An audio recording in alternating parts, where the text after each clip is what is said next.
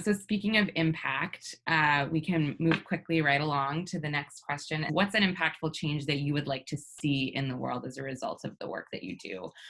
Well, I think in terms of the big picture of the work, um, I hope that each year we see more females represented in these technical STEM fields where we aren't well represented, because diverse voices are so necessary in these fields that drive innovation in our country. What we've seen are it's not just that women are missing out on potential careers or potential lucrative jobs that they're interested in.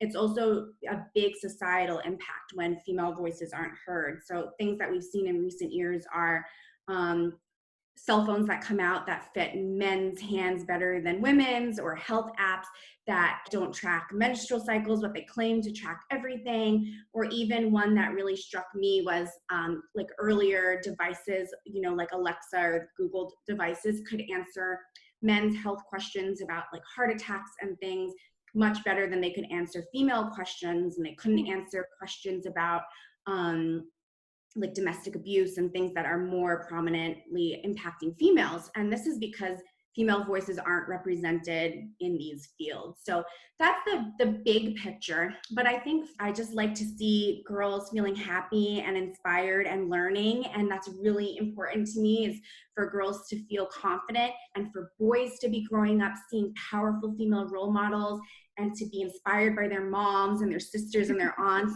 A lot of people ask me, like, what about boys? Like, where do they fit into all of this? And I do have a son who's a boy as well. So I think about that a lot in my work. And I like to see just gender stereotypes in general breaking down. I can share one vignette. When I was doing my dissertation research, I was working at an urban public school, teaching a curriculum on robotics and coding with the goal of breaking stereotypes in STEM. It was taught by an all-female team, and like really engaging like girls and boosting their interest in engineering. And in my interviews at the end, kind of unprompted, a lot of kids had changed their views on like robotics being more masculine, or that boys are better at building.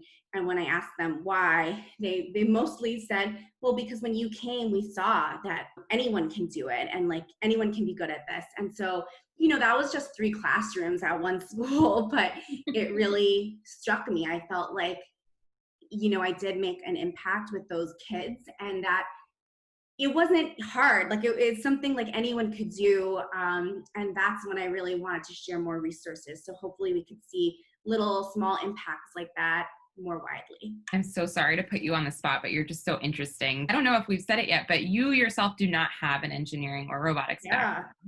And I just can imagine a lot of people watching this and thinking, it does sound easy, but how did you get to the point where you could teach kids about robotics and engineering without that kind of training? How can I get to that point?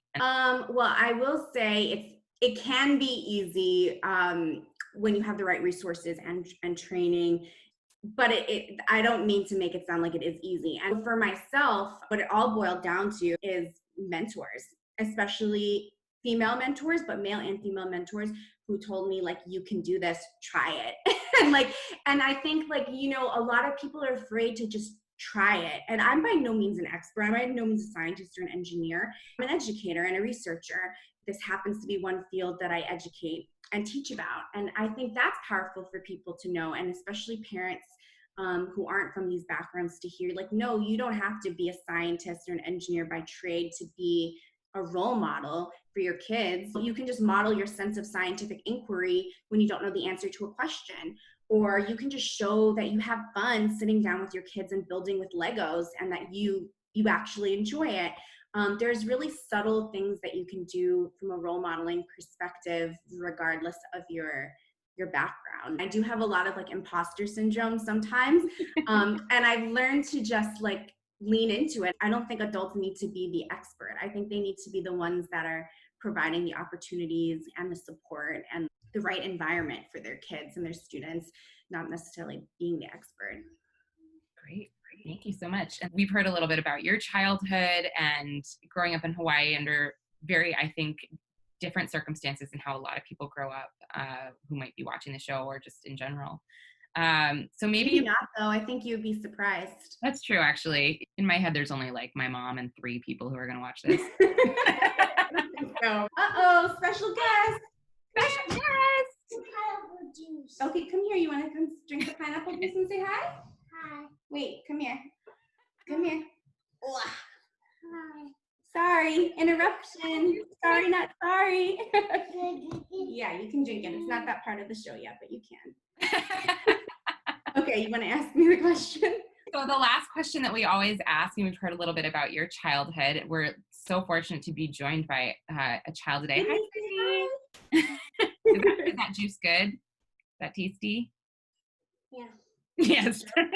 When you're tucking Sydney in at night, or when you just imagine kids who are like you today, you know, years and years later, there are children who are aspiring to be veterinarians or to be to be artists.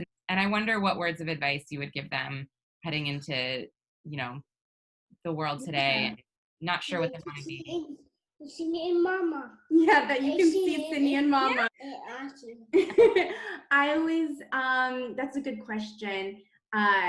You know, I'd say the regular things that parents say to kids, like, we'll be proud of you and love you no matter what, because it's true.